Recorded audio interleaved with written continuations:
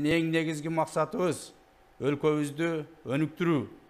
Биз сиздер менен биргеликте өлкөбүздү өнүктүрүүгө милдеттүүбүз. Анткени биздин бир гана ата журтубуз бар. Ал Кыргызстан.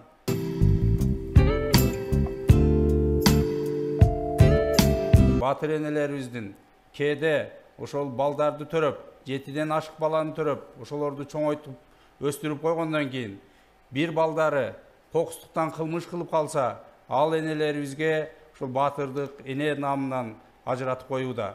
А бирок ошол эле мезгилде биздин мыйзам кабыл алган эр азаматтарыбыз атасы коррупционердин баласы дагы кызматка жакындабасын деген мыйзамды киргизейли дегенде канчалык жан талпасыны кылып, ал мыйзамдарды өткөрбөй, ал мыйзамга каршы чыккандарын билебиз. Эмне себептен чыныгы коррупционердин иши каралбайт дагы, чыныгы коррупционерге жаза берилбейт дагы, а бир 7 баланы төрөп өстүрүп, ошону чоңойтуп койгон эненин укугу делинет. Биз мындай карама каршы келген мыйзамдардан арылышыбыз керек.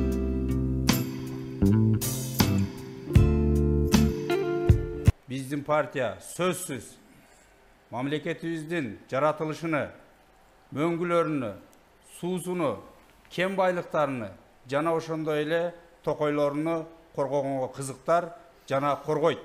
Кезинде биздин Бишкек шаары жашыл шаар наамына ээ болгон. Биз кайра ошол наамды алып келүүгө сөзсүз түрдө барабыз.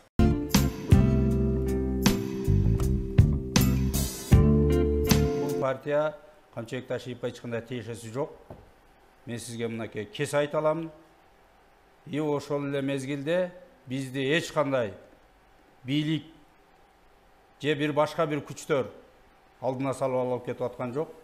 Биз ар бирибиз өзүбүздүн эркибиз менен, өзүбүздүн акылыбыз менен иш алып барабыз. Биз айттыңыз, жаңы келе айтасыз, балким билбейттирсиз деп. Ал жерге баргандан кийин эле өзгөрүп кетпеш керек. Адам бир принцип менен жашаш керек. Адам алдына койгон максатыны кайсыл жерде болбосун, кандай гана убакыт болбосун, кандай гана кубулуштар болбосун, иш жүзүн ашырыш керек.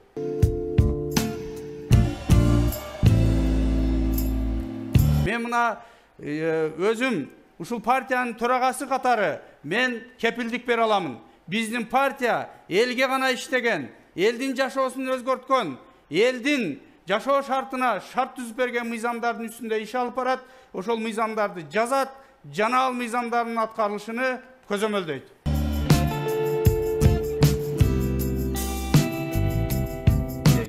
Мына мен өзүм дагы башында айтып кеттим, биздин партия жергиликтүү шаардык кеңештерге 17 шаарга өткөн.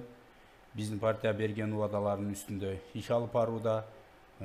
Жерлерди биз мынакей шайлоо өнөктүгү башталып калгандыктан же буга чейинки күндөрдө мен өзүм партиянын төрагасы катары кээ бир шаарларды барып кыдырып келдим.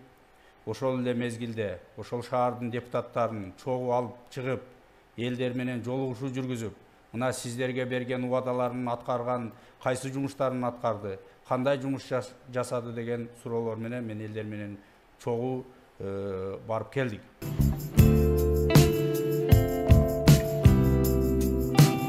Мен болгону ошол Барпы жергесинде болгондугума байланыштуу көпчүлүк учурда Камчыбек Кыдыршаевичке байланыштырып келет. Бирок мен ал кишиден ушундай көптөгөн үлгүлөрдү алдым. Алардын эң негизгилери мамлекетке, мекенге чын жүрөктөн, ак тилден кызмат кылуу кандай экенин алдым. Мен ал кишиден энелерди сыйлоо кандай бакыт экенин үйрөндүм. Мен ал кишиден чынчылдыкты, тайманбастыкты, элге дагы бир жолу айтып кетем, ак кызмат кылууну үйрөндүм.